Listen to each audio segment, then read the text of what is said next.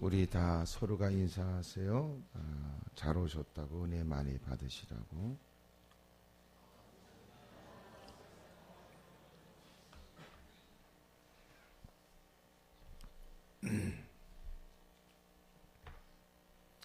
우리가 한나에 관해서 많이 익히 알고 있는데, 한나는 소위 말해서 한이 많아서 한나인 것 같은 사람입니다. 왜냐하면 그는 열심히 믿음 생활에 최선을 다하고 성실하게 힘쓰지만 마땅히 결혼하면 가슴에 안아야 될 자식 하나 없는 사람이고, 자식을 얻기 위해서 무던히도 애쓰는 모습을 성경에서 보게 되지만, 그럼에도 불구하고 하나님이 그에게 태문을 막아 자식을 낳지 못하게 했습니다. 남편이 그를 사랑하지 못했는가? 그것도 아니고 남편의 애틋한 사랑이 있긴 하지만 그는 자식을 얻지 못하고, 남편이 자식의 자식을 얻고자 대를 잇고자 해서 마침내 그 당시의 풍습을 따라 다른 여인을 얻었습니다. 그의 이름은 분인나였는데, 분인나에게는 여러 자식이 있어요. 특별히 1장 4절을 보게 되면 엘가나가 제사를 드리는 날에는 제물의 분깃을 그의 아내 분인나와 그의 모든 자녀에게 주고 그래요. 모든 자녀에게 이런 걸 보면 그에게는 여러 자녀가 있었어요. 그런데 그 남편 엘가나가 끔찍이 사랑하는 그의 아내 그 한나에게는 자식이 없는 거예요. 그 때문에 그는 너무나 괴로웠어요. 더더군다나 이 분인나는 자기가 자식을 여럿을 얻게 되었지만 남편의 사랑을 독차지하지 못하는 것에 관해서 그는 또 시기를 하지요. 그래서 분인나가 한나를 또 괴롭게 해요. 6절에 여호와께서 그에게 임신하지 못하게 하심으로 그의 적수인 분인나가 그를 심히 격분하게 하여 괴롭게 하니라 그래요. 그러니까 한나는 남편이 그를 사랑하지만 자식을 낳지 못하고, 시간이 지나고 애를 써도 하나님이 그의 태문을 막아서 자식을 낳지 못하고, 또 그것 때문에 자격지심이 있어서 누가 뭐라고 말 안 해도 괴로운 처지인데 대놓고 분인나가 그를 힘들게 하는 겁니다. 그러니까 그는 너무너무 괴로워요. 그래서 그가 하나님께 엎드려 기도를 하는 내용이 9절에 있어요. 그들이 실로에서 먹고 마신 후에 한나가 일어나니 그때 제사장 엘리는 여호와의 전 문설주 곁 의자에 앉아 있더라. 한나가 마음이 괴로워서 하나님께 기도해요. 간절히 기도했는데 그의 기도에 하나님이 응답해 주셨다. 그것이 오늘 본문의 내용입니다. 구체적으로 얘기를 하면 한나의 그의 사연과 고통스러운 그의 기도의 제목은 무엇이었느냐? 첫째, 그것은 자녀에 대한 거였어요. 여러분, 그가 자녀를 얻고 싶었는데 자녀를 얻지 못해요. 이 자녀의 문제는 마땅히 될 일이 되어지지 않는 거예요. 누가 보면 결혼하면 자식 하나쯤 낳는 건 뭐 특별히 이상한 일입니까? 그런데 그는 자녀 하나를 얻지 못해요. 그렇게 남편이 그를 끔찍이 사랑함에도 불구하고 말입니다. 그러니 이런 자녀의 문제, 마땅히 될 일이 되어지지 않는, 어떤 분이 저한테 와서 호소를 했어요. 목사님, 저는 꼭 이 문제가 해결되길 원합니다. 근데 해결될 수밖에 없는 일이고 해결되어져야 될 일이래요. 근데 문제는 안 된다는 겁니다. 인생의 일들이 그런 거예요. 누가 봐도 이루어질 것 같고 이루어져야 될 일인데 안 되는 거예요. 세상의 뜻대로 되지 않아요. 여러분이 고민한 대로 세상에 좋은 결과를 얻을 수 없다는 거 알지요? 나름대로 애를 쓰지만 애를 쓴 만큼 좋은 소득을 얻을 수 있는 것도 아니에요. 하나님이 도와줘야 돼요. 부모가 자식을 낳고 또 여러분 빨고 앓다가면서 키우면 내 자식이 누구 못지않은 멋진 자식으로 성장할 수 있을 거라고 생각되지만 그렇지 않단 말이에요. 여러분, 세상은 내 마음대로 되지 않아요. 어떤 분의 긴 한숨과 탄식 소리를 들었어요. 어릴 때부터 자녀가 잘 성장했어요. 그리고 빼어난 미모가 됐어요. 노래도 잘했습니다. 소위 CCN 가수들보다도 더 노래를 잘하는 딸이었어요. 늘 부모들은 자식 그 딸 때문에 보람을 느꼈고 그리고 늘 하나님께 감사했어요. 근데 어느 날 누군가를 좋아한다는 얘기를 들었습니다. 보니까 서로가 상대가 될 수 없다고 생각했어요. 만류하는 부모의 손길을 부리시고 곤연히 집을 나갔어요. 그리고 여러분 살림을 차린 거예요. 여러분 결코 있을 수 없는 일이고 상상하지 못할 일이 생긴 겁니다. 부모가 긴 한숨을 토하며 하는 얘기예요. 내 딸은 그럴 줄 몰랐다는 겁니다. 교회 안에서 신앙생활 잘하며 성장했고 누구보다도 기대가 되는 그런 딸이었대요. 그런데 이렇게 될 줄 상상도 못했대요. 제게 긴 한숨을 토하며 사연 얘기를 눈이 눈물이 그렁그렁하는 모습으로 고백을 하는데 여러분 그게 우리 모두의 얘기처럼 느껴집니다. 장담할 수 없다 뭐 이런 뜻으로 말해요. 자신할 수 없다. 그게 인생이에요. 여러분 내 자식 내가 품에 안고 열심히 살피고 빨고 핥아가면서 키우면 잘 될 줄 알지. 좋은 옷을 비싼 옷을 입으면 좋은 사람 될 것 같고 좋은 신발 신기면 좋은 곳만 다닐 줄 압니다. 하지만 그런 거 아니에요. 여러분 마땅히 될 일이 안 되잖아요. 여러분 하나님의 도움이 절실한 게 인생입니다. 여러분 그의 문제가 뭐예요?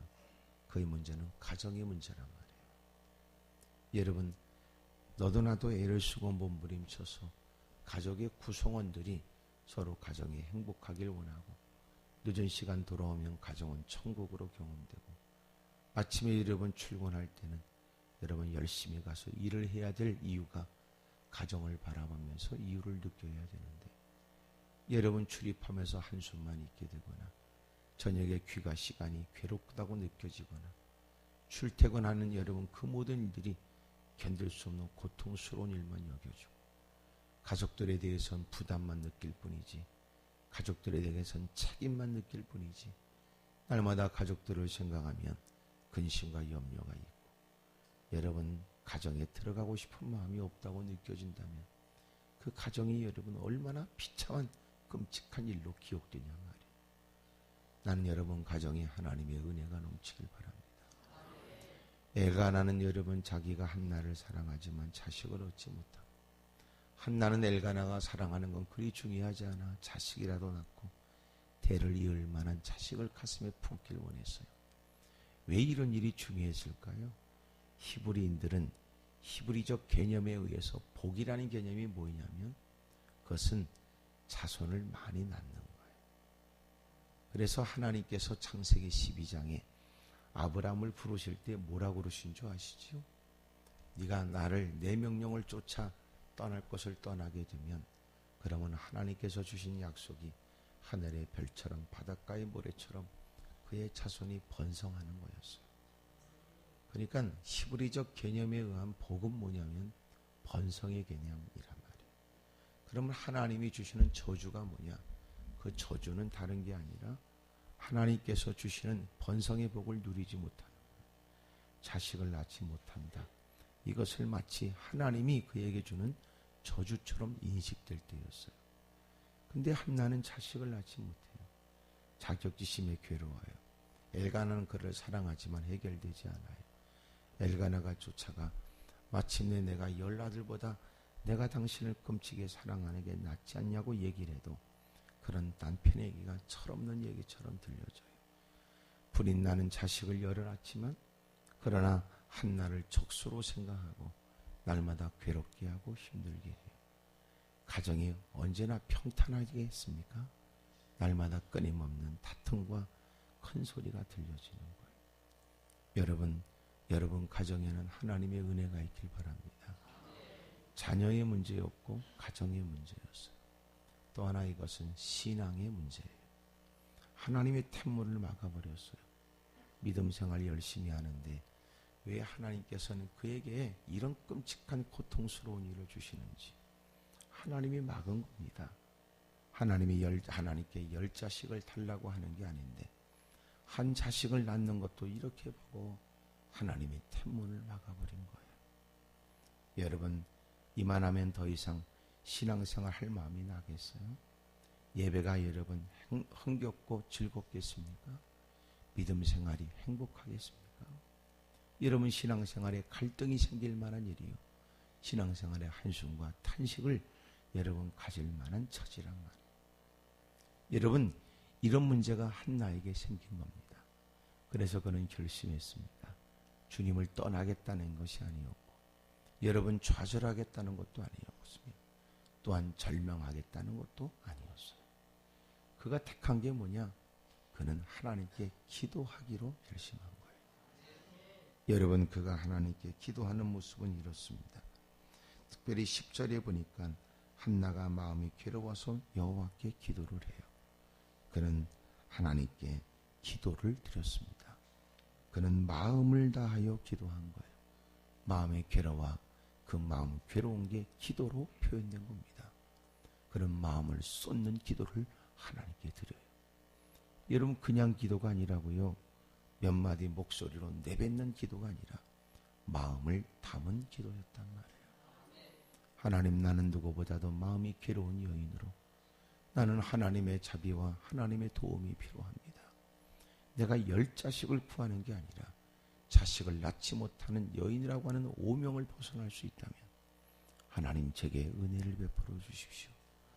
그리고 마음을 쏟는 기도를 드리는 거예요. 여러분, 기도하는 건 넋두리가 아니란 말이에요. 푸념으로 끝나는 게 기도가 아니라고요. 기도는 정말 마음을 쏟는 전인격적 기도란 말이에요. 하나님께 그렇게 기도를 드린 것처럼 여러분도 하나님께 아랠 바 간구의 내용이 간에 이 이른 아침 진지함으로 임하기를 주의 이름으로 축복합니다. 여러분, 그렇게 하나님께 마음을 다하여 기도했고, 두 번째는 통곡하며 기도하는 거예요. 여러분, 그는 하나님 앞에 눈물 베인 기도를 드립니다. 하나님, 나는 어쩌면 이런 처지가 됐나요? 저렇게 저 사람들은 예수님을 믿지 않아도 자식을 펑펑 낳는데 어쩜 나는 이런 시련 끝에 이렇게 하나님의 은혜조차 받지 못하는 사람으로 무사람들에게 외면당하는 손가락질 받는 인생이 되어야 합니까? 누구보다도 하나님을 섬기려고 애쓰지만 왜 내게 주어진 일들은 이렇게 끔찍하고 서러움이 있고 고통스러운 일인지에 대하여 하나님께 자기의 마음을 쏟고 자신의 처지를 호소하는 통곡의 기도를 드리는 거예요. 이 사람 저 사람 붙들고 매달리는 것보다 하나님께 사연을 아뢰는 게 현명한 일이지.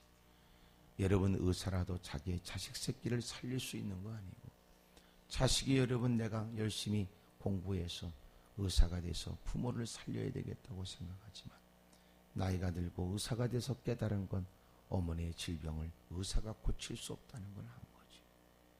여러분, 세상에 내 뜻대로 되지 않습니다. 하나님 앞에 하나님 좀 불쌍히 여겨주십시오. 인간이 더 이상 어찌할 수 없고 사람의 다수의 사람이 어찌할 수 없는 일 하나님만이 해결할 수 있다고 믿어지기에 하나님께 자신의 속사정을 표현해가며 눈물을 가득 담고 부르짖는 기도, 통곡의 기도를 하나님이 들으신다고요. 히스기야가 하나님께서 그의 생명에 다했으니 그는 가산을 정리하라고, 삶을 정리하라고 말씀했을 때 여러분, 하나님이 끝났다고 하는데 어떤 의사에게 도움을 청하며 어떤 약과 처방이 과연 내게 도움이 될 수 있을까 싶어 벽을 향하여 무릎 꿇은 그가 간절히 기도하지. 하나님께 기도했더니 하나님께서 그의 기도를 들으시는데 내가 그의 눈물을 보았고 내가 그의 기도를 들었다고 말씀하잖아요. 하나님 앞에 기도하며 흘린 눈물은 눈물병에 담고 하나님은 그의 눈물이 보석되게 하고 하나님은 그 흘리는 눈물이 헛되지 않아 기쁨으로 단을 거두도록 하나님이 복을 준단 말이에요. 여러분, 마음을 쏟아 하나님께 기도하세요. 눈물을 적시십시오. 그래서 여러분의 기도가 다 상달될 수 있기를 바라요. 힘들다 말해도 눈물을 섞지 못하는 기도, 어렵다고 이곳저곳 뛰어다니며 사람을 붙들고 시간 가는 줄 모르고 사람들에게 하소연을 하며 눈물을 쏟고 힘들고 어렵다고 눈물 찔찔 짜고 구차한 모습은 보이면서도 하나님께 눈물을 흘릴 눈물 한 방울 없다면 그 사연이 진짜며 그가 하나님의 도움을 받고자 하는 게 사실인가 의문스럽잖아요. 사람들 앞엔 또렷하고 당당하게 사세요. 그러나 하나님 앞에는 애절한 기도를 드리십시오. 근데 어찌된 인간이 하나님 앞에는 흘릴 눈물 한 방울 없는 인간이 끼리끼리 모여 끼리끼리 수다 떨 때는 웃음소리가 있고 사람들에게 힘들고 어렵다고 호소할 때는 눈물 찔찔 짜는 인간은 여러분 사람들에게 동정을 원하는 거지 하나님의 긍휼을 원하는 사람은 아니란 말이에요. 나는 여러분들이 하나님께 통곡하며 기도할 수 있길 바라요. 억울하면 억울하다 하여 시작하는 기도. 하나님은 마치 시어머니 품에 달려와 그렇게 어머니 품에 달려와 시집살이에 힘들고 어려운 처지를 호소하는 딸을 가슴에 묻고 어깨를 토닥거리듯이 여러분 우리가 하나님께 속사정을 끄집어내놓고 눈물을 쏟고 몸부림치는 일에 주님은 우리의 연약하다고 책망한 적이 없어요. 사랑하는 여러분, 하나님께 마음을 쏟는 기도를 그리고 눈물을 적신 기도를 하나님께 드릴 수 있기를 바랍니다. 세 번째 그는 서원하며 하나님께 기도하는 거예요. 그가 11절에 여러분 다 같이 읽어요. 11절 시작.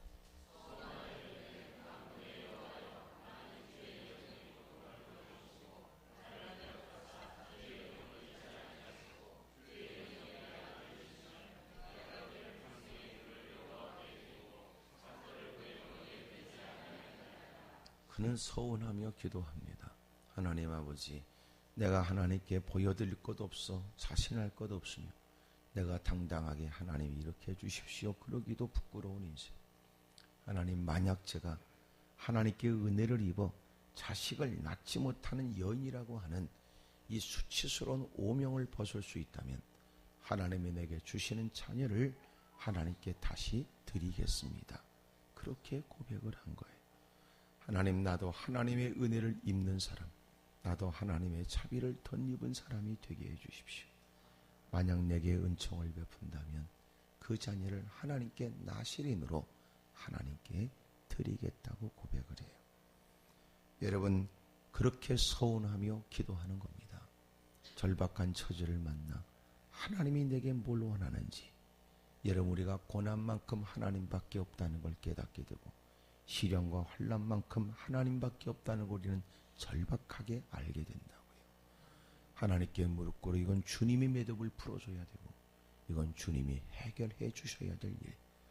어떻게든지 하나님의 도움을 받고자 자신을 살펴가며 기도했던 그가 이제는 이 모든 것을 내게 주시면 다시 하나님께 드리겠다는 서원 기도로 이어진 거예요. 여러분 그렇게 하나님께 간절히 기도했는데 하나님이 응답해 주신 거거든요.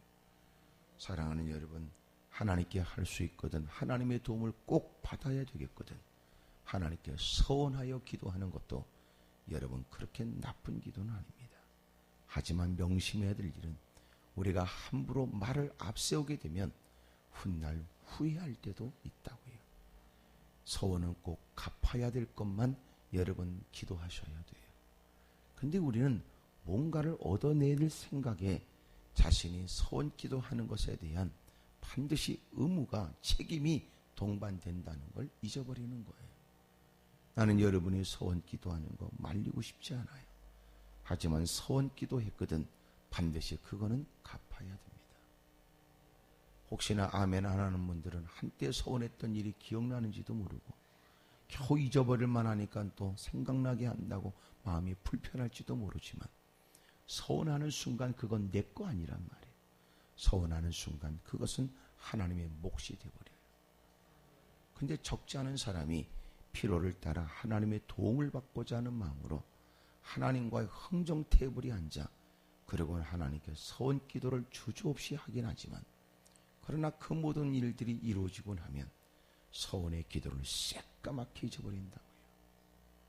서원한 것은 반드시 내게 아니고 하나님의 몫이 되어져 하나님이 그것을 찾아간다는 거예요. 그러므로 여러분들은 마음을 쏟는 기도와 통곡의 기도도 그리고 서원 기도도 할 수 있으나 반드시 서원 기도는 여러분들이 책임져야 될 의무가 있어요. 하지만 서원기도 하나님이 들으시고 응답해 주실 줄로 믿습니다.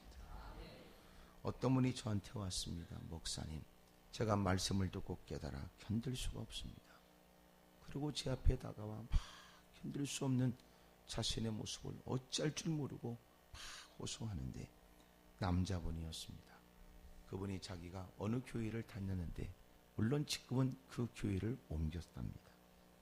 그런데 지난날 그 교회가 건축을 하는데 자기가 건축 작정 헌금을 했다는 거예요. 그런데 그 교회를 떠나게 되었고 이미 그 교회는 다 지어졌고 자기는 너무나 괴로워서 그것 때문에 어떻게 쓰면 좋을지에 관해 저한테 물었습니다. 과연 건축 헌금을 해야 될지, 두 번째 건축 헌금을 해야 된다면 그 교회는 건축을 했는데 그 교회를 갖다 드려야 되는지 아니면 지금 이 교회에 그냥 드려야 되는지 너무 괴로운 거예요.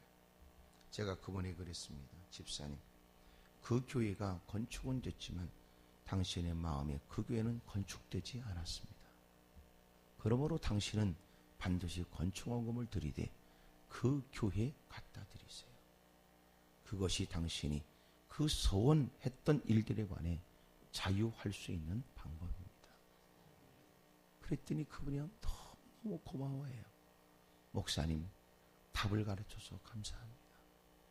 여러분, 많은 사람들이 이 서운한 것 때문에 순간 그 위기를 모면하면 새까맣게 잊어버리고 본인도 굳이 잊어버리려고 털어버리려고 애쓰지만 하나님께 서운한 것은 끝까지 우리를 추적하는 거예요. 그리고 우리를 따라온다고요. 그리고 주님이 말씀한 그건 내 거지 네 거 아니다.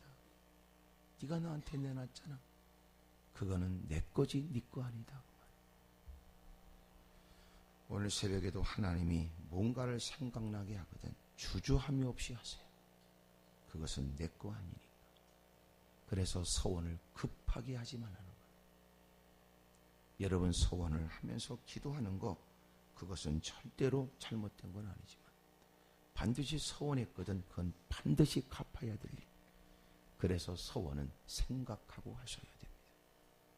꼭 내가 지킬 수 있는 것, 내가 반드시 할 수 있는 것만 서원하셔야 돼요. 점점 아멘이 줄어들고 있다는 걸 알고 계시지요? 여러분, 네 번째로 기도할 때 그는 12절에 그가 여호와 앞에 오랫동안 기도한 거예요. 여러분, 그는 그 기도하면서 그렇게 기도하는 자신의 기도가 하나님께 상달되기를, 또 마음 가운데 상달됐다는 확신이 있기를 그는 기도했던 것 같아요. 오랫동안 기도했습니다. 여러분, 기도는 짧은 기도를 가지고도 응답받을 수 있지만 여러분, 기도는 기도다운 기도가 필요한 거예요. 그래서 응답될 만한 기도를 드려야 되는데 여러분, 기도를 시작하지만 내 전 인격이 기도에 동참하는 건 얼만큼의 시간이 지나야 기도다운 기도가 가능합니다.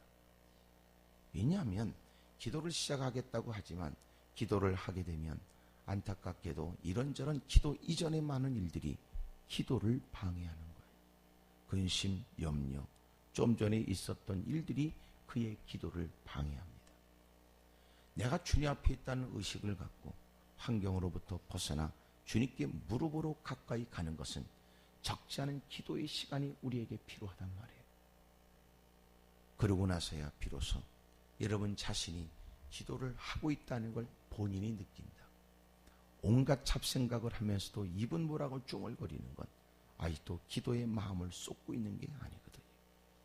그 모든 것으로부터 벗어나 기도의 집중력을 발휘할 때 그때가 비로소 기도다운 기도가 시작된 겁니다. 이를 위해서 필요한 게 얼만큼의 기도의 시간이 우리에게 필요한 거거든요. 나는 여러분들이 바른 기도에 더 오랫동안 더 많은 기도를 하나님께 드릴 수 있기를 바라요. 그렇게 하나님께 간절히 기도를 드리게 되면 하나님께서 응답을 주시는데 문제는 이런 응답이 오기 전에 나타나지는 건 시험이 먼저 옵니다. 여러분, 그가 열심히 기도했는데 글쎄 여기 13절 14절을 읽겠습니다. 시작.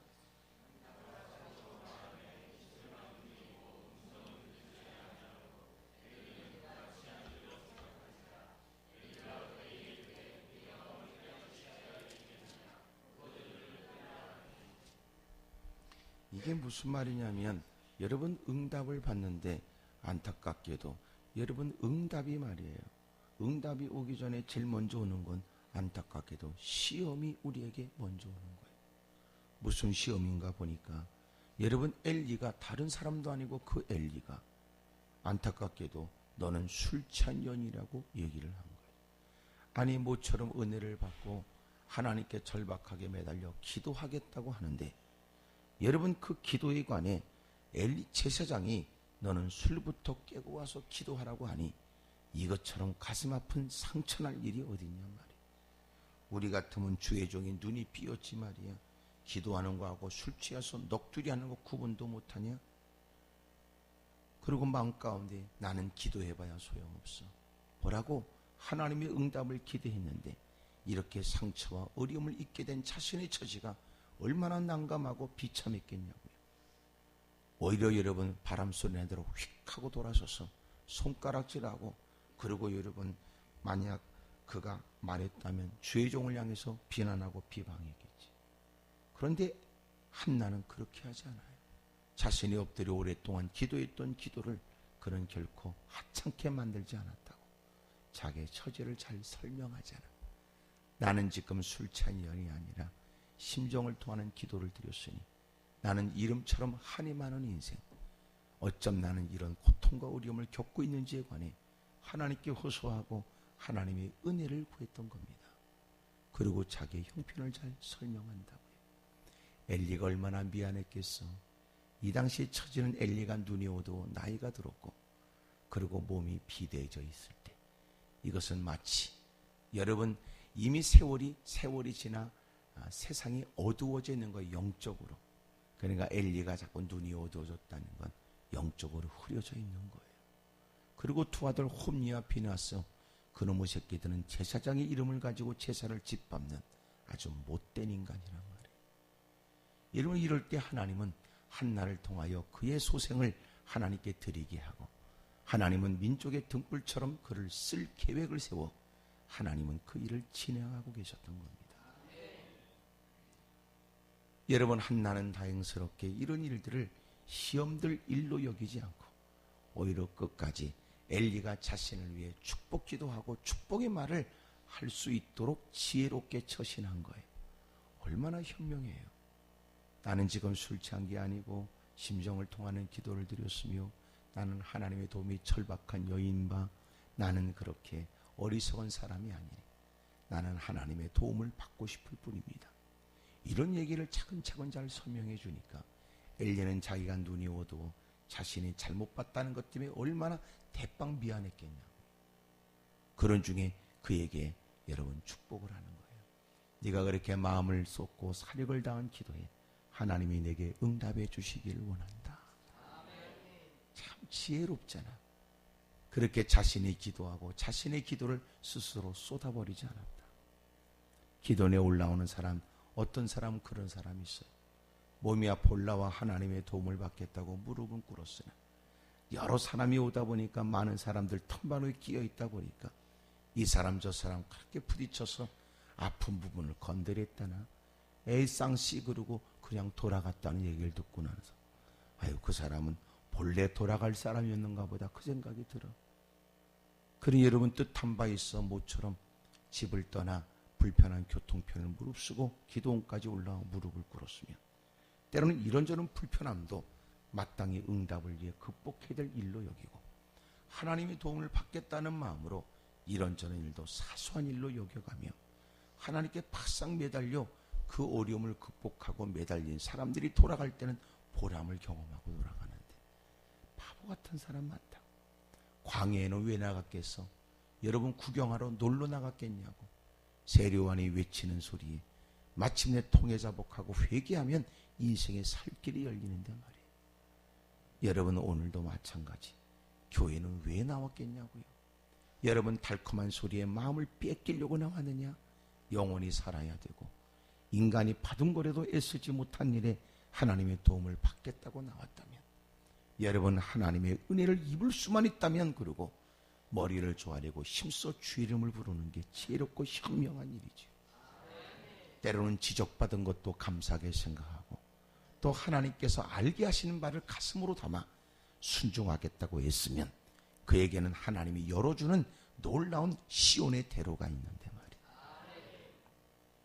마침내 그는 지혜롭게 처신을 했고, 그리고 오늘 본문에 마침내 그는 다시는 걱정하지 않고 집으로 돌아가게 돼요. 그리고 남편과 더불어 따뜻한 밤을 보내게 되는데 하나님께서 그를 생각했어요. 19절 마지막에 보니까 엘가나가 그의 아내 한나와 동침하며 여호와께서 그를 생각하신지라 그래. 하나님이 그를 생각하셨고 마침내 한나는 임신하고 때가 이름에 아들을 낳았는데 이름을 사무엘이라고 이름을 짓게 돼요. 그 이름의 뜻이 뭐예요? 내가 여호와께 그를 구하였다. 그랬더니 하나님이 주셨다 그 말이에요. 그의 눈물은 헛되지 않았으며 그의 부르짖음은 결실이 있게 되지요. 되어진 일이 얼마나 기뻐요. 그러니까 사무엘상 2장에 그는 한나가 기도하여 이르되 내 마음이 여호와로 말미암아 즐거워하며 내 뿔이 여호와로 말미암아 높아졌으며 내 입이 내 원수들을 향하여 크게 열렸으니 이는 내가 주의 구원으로 말미암아 기뻐함이니이다. 하나님이 그에게 은혜를 줬으니 하나님이 그의 뿔을 높이 들었다는 건 그의 위상이 달라졌다는 것이고 그의 처지가 달라졌다는 것입니다. 누가 내가 하나님께 은혜를 입지 못한다 말했으며 누가 하나님께 버림당한 사람처럼 나를 그렇게 보았느냐.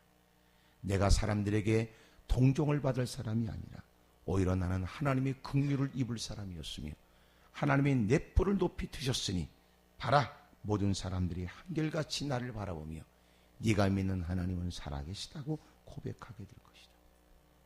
원수들이 여러분 이 일에 고개를 들지 못하고 마침내 사람들은 끊임없이 그에게 도전했는지 모르지만 불인 나를 비롯하여 적지 않은 사람들이 뒤에서 많은 말들을 만나는지 모르지만 하나님은 그의 눈물 베인 기도에 응답해 주셨던 거예요. 사랑하는 여러분, 그렇게 한나가 멋지게 고백하며 승전고를 울리고 그리고 가는 곳마다 간증할 수 있게 된 것처럼 여러분에게도 응답이 있기를 축복합니다.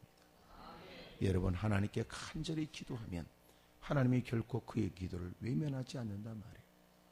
사람들이 나를 업신여기지 못하도록 하나님께 엎드려 기도하세요. 적어도 교회 안에서도 마찬가지. 우리가 여러분 사람이 이렇게 저렇게 부실하고 이것저것이 부족하면 열심히 기도라도 하면 사람들이 교회 안에서도 그를 무시하지 않아요. 기도라도 대빵해. 그러면 사람들은 막연하게라도 아이고 저렇게 기도하는 옆에 내 건드려서 유익이 없겠다 이런 생각도 들어. 근데 기도도 하는 것도 아니고 열심히 헌신하는 것도 아니고 말만 많고 괜히 자격지심에 아무것도 아닌 일에 삐져 돌아다니기만 하면 아주 그거는 재수없는 일이다 그 말이에요. 그냥 껄핏하면 입만 대빨 삐져나오고 껄핏하면 시험 들었다는 말을 입에 달고 다니고 껄핏하면 여러분 이런저런 일에 열심히 할 것 없다고 너부러져 있으면 그건 주변의 사람들에게 부담 주고 그걸 뭐라고 그래? 민폐라고 그래. 그걸 민폐. 그러니 여러분 열심히 일할 때 손뼉이라 쳐주고 격려해 주면 얼마나 좋고 열심히 여러 가지 동참한다면 좋은 모습이고 말이에요. 나는 여러분들이 열심히 기도하는 사람이 되면 하나님께서 반드시 여러분의 위치를 높여주시고 그리고 반드시 좋은 일을 우리에게 주실 줄로 믿어요. 기도하면 하나님이 응답해 주신다고요. 하지만 여러분 오늘 본문은 하나님께서 기도하면 응답해 준다는 말씀하지만 기도가 끝이 아니라고요. 21절부터 보게 되면 그가 하나님의 은혜를 입어 자식을 얻게 된 다음에 그는 남편에게 얘기를 해요. 22절 읽어요. 시작.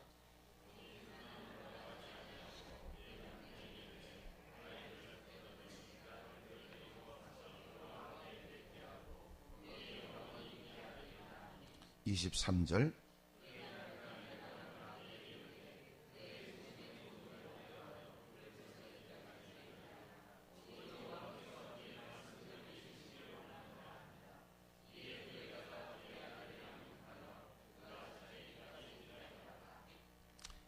마침내 하나님께 서원했던 것을 명백하게 기억하고 있는 한나가 남편에게 내가 이 아이를 젖때기까지 기다리고 있다가 젖을 떼고 나면 하나님께 서원한 바 있으니 이 아이를 하나님께 드리겠다는 겁니다. 그리고 남편과 얘기했고 남편도 이 일에 동의하게 되어 드디어 한나가 하나님의 전으로 올라갔습니다. 그리고 26절 한나가 이르되 내 주여 당신의 사심으로 맹세하나이다. 이건 엘리 제사장에게 하는 얘기예요. 나는 여기서 내 주 당신 곁에 서서 여호와께 기도하던 여자라. 이 아이를 위하여 내가 기도하였더니 내가 구하여 기도한 바를 여호와께서 내게 허락하신지라. 28절 시작.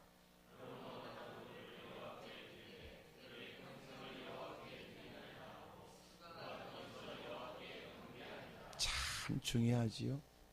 여러분, 한나는 말 그대로 하나님께 엎드려 기도해서 하나님께서 그의 한이 맺힌 문제를 풀어 하나님은 그에게 자식을 얻게 하셨다고.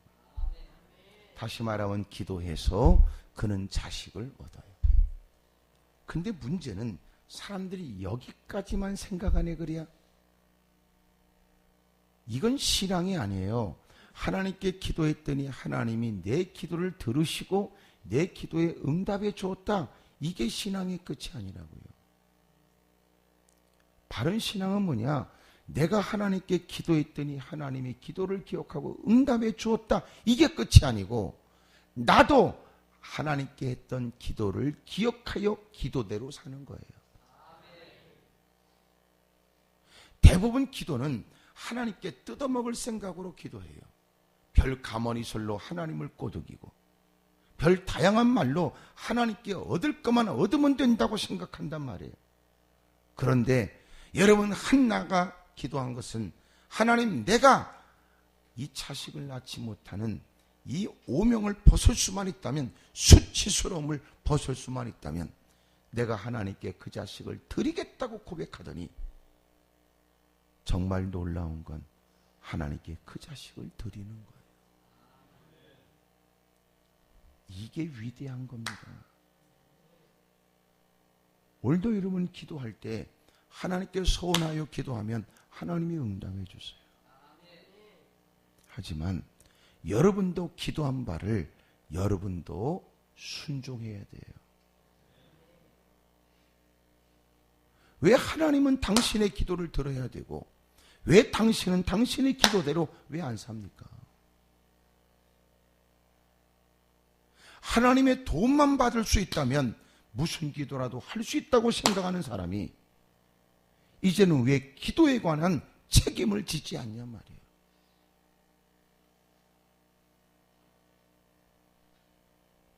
그래서 교회 안에 가장 많은 게 뭐냐면 거짓말이 너무 많아요. 이 교회가 경건과 거룩을 살리면 이 거짓을 뽑아내야 된다. 너무나 거짓말쟁이들이 많아요. 너무 많아요. 너무 많아요. 기도원에 올라와서 너무 은혜 받아서 감사하고 응답 받아서 감사한다는 말이 사람들이 한둘이 아닙니다. 다음에 올라올 때 제가 머지않아 올라와서 목사님 식사 대접한다는 얘기를 숱하게 들었는데 내가요 그걸 기다렸으면 벌써 굶어 죽었죠. 난 그런 걸 기대도 안 하는 사람이지만 여러분, 아닌 말로 내가 농담처럼 하는 얘기지만 우리가 거짓말을 너무나 쉽게 한다. 서슴없이 내가 기도할게요. 기도도 안 하면서 그 말이에요. 나 기도 좀 해주세요. 알았어요. 기도할게요. 전부 립 서비스예요. 전부 다 주둥이로 산다고요. 우리는 워낙 빌어먹고 사는 인생이라고 얘기하지. 기도하면서 빌면서 먹고 사니까 말이에요. 하지만 너무 우리는 거짓말이 많아요. 이 거짓이 빠져나가야 신실된 바른 신앙이 된다. 그래서 우리가 하도 말이 많으니까 세상 사람들이 우리를 향하여 말꾼이라고 말쟁이라고 얘기해요. 말만 많고 말만 풍성한 사람이라고 얘기해요.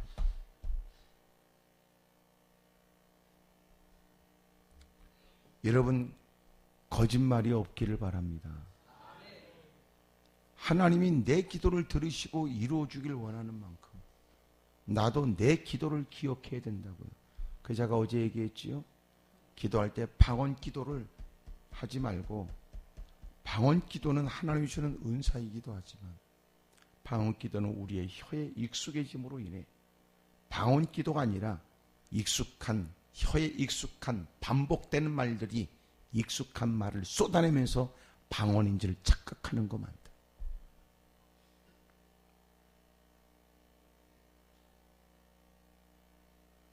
그래서 우리말로 생각하고 기도하라.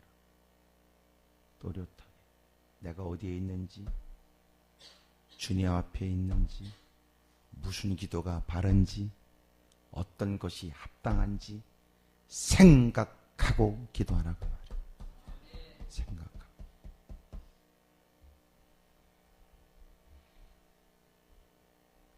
왜 생각해야 돼요? 하나님께서 내 기도를 들으시고 이루어 주셔야 될 일이라고 내가 주장하는 만큼 내가 정말 잘 고려하고 얘기해야 되는 거 아닙니까? 또 하나, 적어도 내가 기도했거든, 나도 내 기도를 기억해야 되는 거 아닙니까?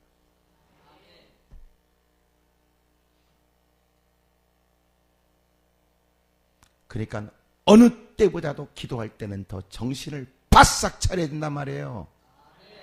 그래서 그런 의미로 누군가 말하기를, 저녁에 자기 전에 비몽사몽간에 지가 무슨 말인지 알지도 못하면서 내뱉고 기도하고 자는 것보다는 이른 아침 일어나 또렷한 정신으로 자신이 무슨 말을 하고 있는지 또렷하게 정신 차리고 기도하는 기도가 필요하다 그랬어요. 따라합시다. 기도는 주님이 들어주셔야 되지만 기도는 나 역시도 잊지 않아야 합니다. 그게 바른 기도죠. 그러니까 하나님은 그의 기도를 들으시고 응답하여 사무엘을 줬고, 그는 기도를 기억하여 그 사무엘을 하나님께 드립니다.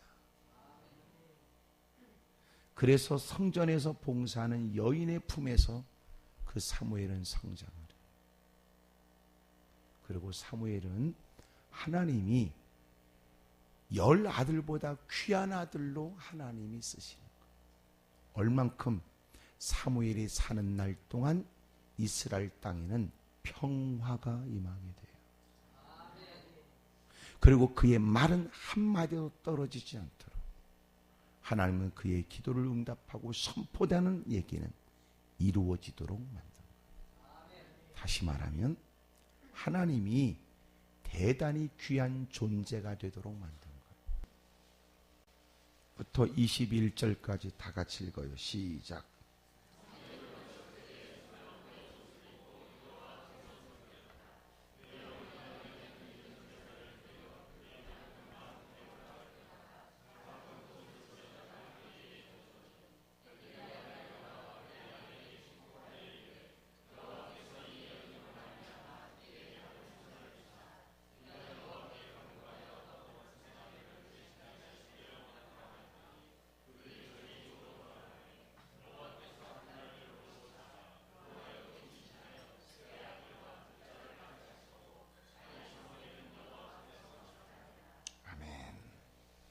여러분, 하나님께 자식을 구했습니다. 그리고 자식을 드렸습니다. 그리고 놀라운 건 그렇게 한나가 매년 이렇게 올라와 제사를 드리며 아들을 보는데 그 모습을 지켜보고 있던 엘리 제사장이 하나님께 기도하는 거예요. 하나님, 이 가정으로 하여금 하나님께 드린 이 자식을 대신하여 하나님께서 복을 주십시오. 그랬더니 하나님의 3딸과 3 아들과 2 딸을 주는 거예요. 이게 무슨 의미예요? 애 키우느라 고생했을 거야. 하여튼 애를 팡팡 난 거야. 우리는 겨우 기도해서 어떻게 해서든지 하나님의 도움을 받고 이 고난과 어려움을 못 면만하면 좋겠다고 우리는 생각할 때, 한나는 하나님이 주신 것을 자신이 기도한 것을 기억하여 하나님께 드렸고, 그랬더니 하나님이 그것을 대신하여 세 아들과 두 딸을 주셨다. 하나님께 드린 아들은 민족적 인물이 되고, 그 가정에는 훌륭한 여러분 세 아들과 두 딸의 봉양을 받고, 여러분 그렇게 효도를 받아가면서 그렇게 노년을 잘 보냈다고 생각되지 않습니까? 우리의 신앙은 어디까지가 가능할까? 우리는 당장 무슨 말을 해서라도 하나님을 꼬셔서라도 뜯어먹을 생각에 환장하고, 이번만 그렇게 얘기를 하고, 역사해 주신다면 이렇게 흥정하고, 목숨을 다하고 마음을 다하고 뜻을 다하여 주를 위해 헌신하겠다고 사기쳐가면서, 그리고 손에 뭔가를 쥐기만 하면 끝이라고 생각할 때, 한나는 자신이 기도했던 걸 명백히 기억하여 여러분 하나님께 기꺼이 드렸어요. 어떤 그전에 오래전에 글을 보니까, 소위 지금은 인도에서는 합법적 사업이 뭐냐면 대리모 사업이에요. 이 대리모 사업은 뭐냐면, 저 서구의 사람들이 자기가 자식을 낳지 못하게 되면 그 인도의 여인의 그 복중에서 여러분 자기의 씨가 자라나도록 소위 씨바지를 하는 거예요. 이것이 합법적 사업이라고요. 그래가지고 남편에 있는 여성이 여러분 남의 아이를 자기가 임신하여, 그리고는 그 아이를 낳아서 아이를 주는 거예요. 이게 돈이 된다 하여 합법적 사업으로 하고 있습니다. 그런데 반드시 그 일에 중요한 게 뭐냐면, 네가 그렇게 아이를 낳으면 절대로 네가 아이를 네가 내 자식이라고 주장하지 않도록 다 각서와 이런 걸 다 계약을 하는 거예요. 온 가족들이 덤벼드는 사업이라고요. 근데 그 전에 누군가 대리모로 했는데, 아이를 그렇게 자기가 이렇게 씨를 받아서 자기가 복중해서 아이를 키웠는데, 그리고 아이를 낳고선 주기로 했는데 말이에요. 10달 동안 자기가 애를 키우면서 복중에 담아두고 아이를 낳았는데 아이를 줄 수 없다는 거예요. 모성애 가정. 이런 일이 많대요. 내가 무슨 얘기하고 있냐면, 씨바지 얘기를 하고 있는 게 아니라, 한나가 그렇게 아이 때문에 고생했던 일들, 고통스럽고 괴로운 시간을 보내고 드디어 아이를 낳았으니, 그것도 젖대고 나서 내민 그 아들, 쉽지 않았을 거란 얘기를 하고 있는 거예요.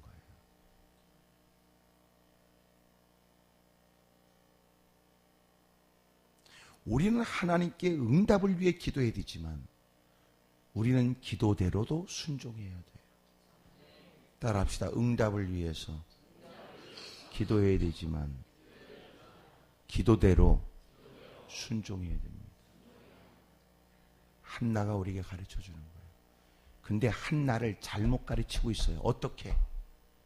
기도하면 응답된다. 이게 끝이니까 잘못 가르치고 있죠. 기도하면 응답된다 이게 아니고요.